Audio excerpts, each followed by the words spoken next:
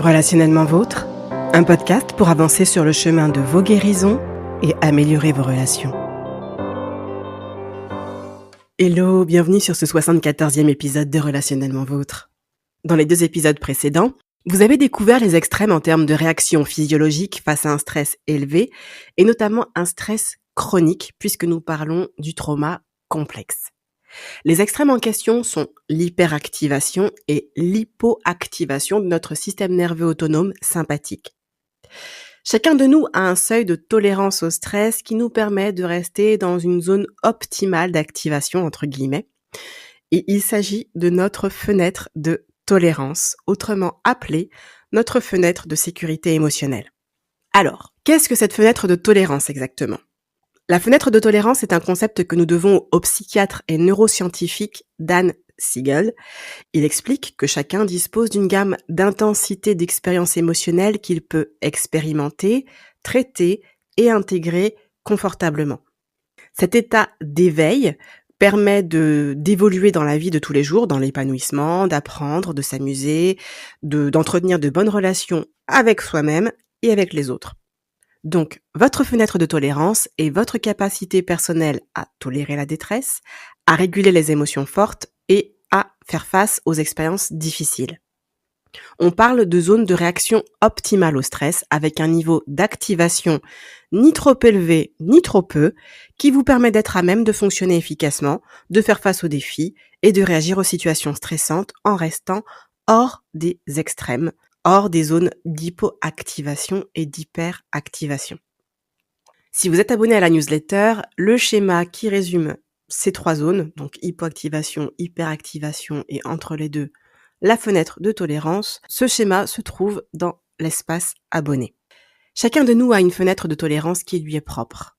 Or, dans le cas du traumatisme, et donc du trauma complexe, auquel nous nous intéressons tout particulièrement, il faut savoir que la fenêtre de tolérance est dite étroite. La perception du danger est intensifiée, la sensibilité au stress est accrue, et donc les situations susceptibles de provoquer un basculement vers la zone d'hyperactivation ou la zone d'hypoactivation du système nerveux, ces situations sont donc plus nombreuses. Lorsque vous êtes fortement stressé et débordé, vous pouvez sortir de votre fenêtre de tolérance. Il se peut donc que vous ayez des réactions de défense ou de fuite, c'est ce qu'on appelle l'hyperactivation. Vous pouvez réécouter l'épisode 72, qui se traduit par un éventail de propos et de comportements plus agressifs, plus impulsifs que d'habitude, entre autres. Ou il se peut aussi que votre réaction soit plus de l'ordre du figement, de l'immobilisation, et donc là c'est de l'hypoactivation, référence à l'épisode 73, et donc là vous vous sentez incapable de réagir comme vous le feriez normalement, vous vous fermez. Nous ne choisissons pas consciemment la façon dont notre système nerveux réagit aux facteurs de stress. Ces réactions naturelles peuvent rendre plus difficile la gestion de nos pensées, la régulation de nos émotions et la perception des sensations corporelles dans l'instant présent. Comprendre notre manière de fonctionner, reconnaître nos réactions face au stress, permet d'identifier notre fenêtre de tolérance, de savoir quand nous en sortons, comment y revenir et pourquoi pas, de savoir comment l'élargir. Alors, comment reconnaître votre fenêtre de tolérance ? Votre état idéal, entre guillemets, est celui où vous pouvez faire face et vous adapter à tout ce qui se passe. Au fur et à mesure que les facteurs de stress s'accumulent, vous êtes en mesure de gérer vos pensées, de réguler vos émotions et de modérer vos actions afin de rester dans votre fenêtre de tolérance ou d'y revenir. Dans cet état, vous pouvez traiter l'information, penser, ressentir, parler de vos expériences, entrer en contact avec les autres, vous sentir à la fois détendu et plein d'énergie. Lorsque vous sortez de votre fenêtre de tolérance, vous pouvez avoir la réaction de vous défendre ou de fuir. Vous ressentirez donc de l'anxiété, de la panique, de la colère, de l'impulsivité, de la rage ou encore de l'hypervigilance, une inondation émotionnelle, de l'agitation, une grande accélération des pensées, etc. Si vous ressentez cela, il est fort probable que vous ayez basculé en zone d'hyperactivation. Et l'autre manière de sortir de votre fenêtre de tolérance, c'est la réaction de figement, de dissociation, comme expliqué dans l'épisode 73, où vous vous sentirez comme engourdi, distrait, déconnecté, parfois même déprimé, épuisé, incapable de ressentir des émotions et ou de penser clairement. Vous pourriez avoir l'impression d'être en mode pilote automatique, de passer à travers la journée Et là, vous vous trouvez vraiment en zone d'hypoactivation. Votre fenêtre de tolérance est généralement cette zone où vous vous sentez le plus à l'aise, le plus en sentiment de contrôle et le plus en mesure de vous adapter. C'est plus facile de penser clairement, de prendre des décisions et de prendre soin de soi. Cela étant dit, le fait d'être dans les limites de votre fenêtre de tolérance ne signifie pas que tout est parfait. Par exemple, vous pouvez vivre du stress et avoir beaucoup d'énergie, ou vous sentir à plat, avoir peu d'énergie, mais tout cela en ayant tout de même assez d'énergie pour penser et ressentir des émotions. Alors, comment revenir dans votre fenêtre de tolérance après en être sorti, si toutefois vous constatez que vous êtes sorti, que vous avez basculé en hypo ou en hyperactivation? Il existe des actes simples pour permettre de sortir des extrêmes. Je vous en ai cité quelques exemples dans les épisodes 72 et 73. En tout cas, si vous êtes au-dessous de votre fenêtre de tolérance, donc si vous êtes en hypoactivation, vous pouvez essayer de faire des choses qui réveillent vos sens, comme manger quelque chose d'acide ou de mentholé, par exemple. Ce n'est qu'un exemple, il y a tout un tas d'autres possibilités. Si vous êtes au-dessus de votre fenêtre de tolérance, donc en hyperactivation, vous pouvez essayer des activités qui transforment votre énergie, ce trop plein d'énergie, comme faire du sport, faire de la musique, crier dans un oreiller. Bref, revenir dans votre fenêtre de tolérance passe par tout ce qui peut vous permettre de trouver un ancrage afin de vous poser, de ralentir le rythme, ou tout ce qui va vous aider à vous reconnecter à vous-même. Vous pouvez faire une pause. Vous pouvez vous ancrer dans le présent en disant à haute voix ce qui se passe autour de vous, ce que vous êtes en train de faire. Vous pouvez vous envelopper dans une couverture ou mettre des vêtements confortables. Il y a aussi la possibilité de vous asperger le visage d'eau froide ou de passer vos mains sous l'eau froide de manière à retrouver des sensations. Une autre possibilité, c'est de contacter une personne avec qui vous vous sentez en sécurité. Ça peut être un ami, un membre de votre famille ou tout simplement un professionnel. Enfin, une autre possibilité que je peux vous citer en exemple, c'est l'activation par la répétition de mouvements simples qui contribuent à réduire le sentiment d'anxiété en détournant votre attention des pensées stressantes. C'est pas obligé d'être une activité sportive en soi, ça peut être des mouvements simples. Alors, en quoi est-ce important de connaître votre fenêtre de tolérance si vous voulez travailler sur vos traumas? Si vous ne comprenez pas votre fenêtre de tolérance, parler des traumatismes peut augmenter la souffrance au lieu de la soulager. Il est fréquent que les gens restent bloqués dans un état de traumatisme sans même s'en rendre compte, et c'est pourquoi il est absolument essentiel de comprendre cette fenêtre de tolérance pour travailler sur vos traumas. Le fait d'évoquer un traumatisme sans disposer d'un certain ensemble de compétences peut renforcer la réaction traumatique dans votre cerveau en la rendant plus forte et plus bruyante au lieu de vous aider à la surmonter. Voici ce qui se passe. Lorsque vous vous souvenez d'un événement traumatisant, vous vous remémorez les pensées, les sentiments, les sensations rattachées à ce traumatisme. Votre cerveau va donc percevoir le danger comme s'il se produisait dans le moment présent. Il va donc déclencher à nouveau une réaction de lutte, de fuite, d'immobilisation ou de figement. Le souvenir d'un traumatisme passé déclenche une réaction physique dans le présent. Votre cerveau va donc couper le traitement émotionnel, le traitement cognitif et va activer vos muscles pour la réaction de fuite ou la réaction de lutte. Et si la menace semble écrasante, votre cerveau va déclencher une réaction de gel, de figement, qui consiste à se fermer, se recroqueviller, se cacher et à conserver son énergie. Ces réactions peuvent vous empêcher de traiter les traumatismes passés. C'est pourquoi les gens tombent souvent dans deux pièges. Le premier piège consiste à faire en sorte d'éviter de penser à l'expérience, à la situation, à la relation source du traumatisme. Et le deuxième piège très fréquent, c'est d'essayer de surmonter le traumatisme en tentant d'en finir avec lui au plus vite, de s'en débarrasser rapidement. Le hic, c'est qu'en voulant aller trop vite, on déclenche à nouveau une réaction qui renforce la réaction traumatique.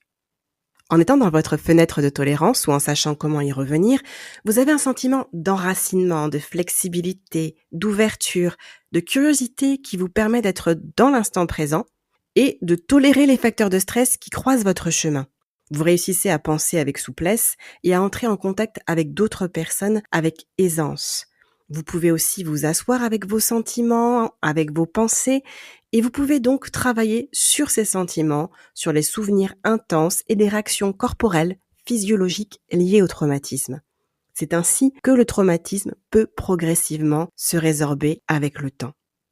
Connaître votre fenêtre de tolérance et savoir comment y revenir en cas de besoin est donc essentiel pour parler du traumatisme, le traiter et aller de l'avant.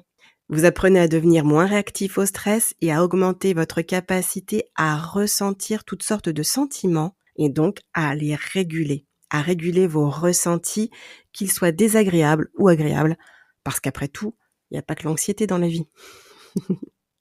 Alors, vous vous demandez sûrement comment élargir votre fenêtre de tolérance.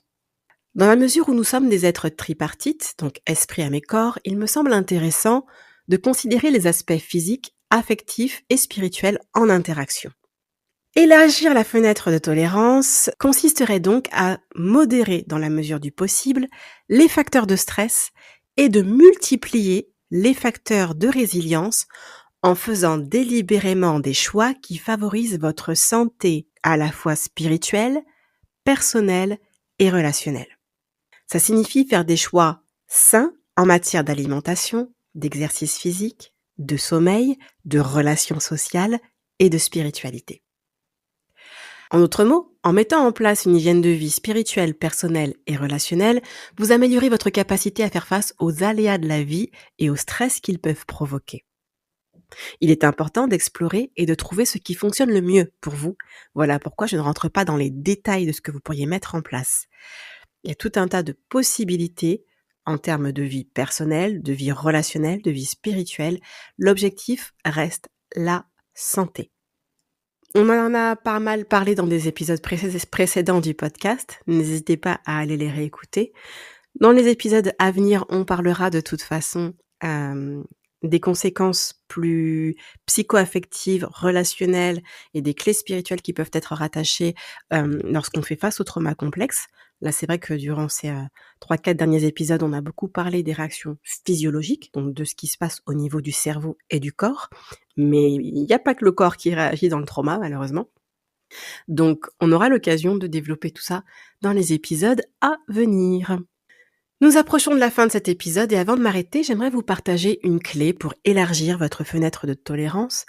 C'est une clé que nous avons pu évoquer dans divers épisodes du podcast. Il s'agit de l'autocompassion, autrement appelée la bienveillance envers soi. Faire preuve de négativité envers vous-même ou vous auto-infliger une forte pression ne vous aidera pas à réduire le stress. On est bien d'accord, ça va provoquer tout le contraire.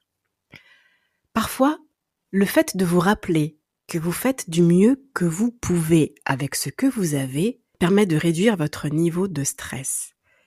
Et j'ajouterais même que faire votre part en faisant ce qui est de l'ordre du possible et laisser à Dieu ce qui est de l'ordre de l'impossible est aussi une source d'apaisement. La foi en Dieu est reconnue comme un facteur de résilience. Voilà, ce 74e épisode de Relationnellement Vôtre est terminé. Nous nous retrouvons dans 2 semaines pour la suite de cette saison sur le trauma complexe.